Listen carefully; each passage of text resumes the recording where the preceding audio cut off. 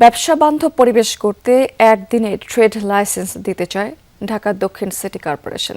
Dhaka chamber আয়োজিত সভায় এই তথ্য জানিয়েছেন ঢাকা দক্ষিণ সিটির প্রশাসক আব্দুস সালাম।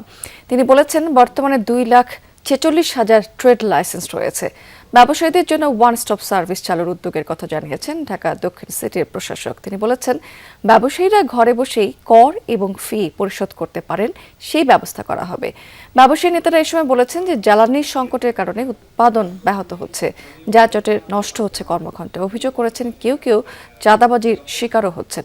এ সময় ঢাকা মেট্রোপলিটন পুলিশের অতিরিক্ত কমিশনার চাঁদাবাজির বিরুদ্ধে কঠোর হুঁশিয়ারি দিয়েছেন। বলেছেন, অপরাধ এবং চাঁদাবাজি সংক্রান্ত সুনির্দিষ্ট অভিযোগ পেলে তাৎক্ষণিক ব্যবস্থা নেওয়া হবে। নিরাপদ নগরী গঠনে পুলিশ সর্বদা ব্যবসায়ীদের পাশে থাকবে বলেও আশ্বস্ত করেছেন তিনি। দিনেরটা দিনে লাইসেন্স দিতে হবে, দিনেরটা দিনে যদি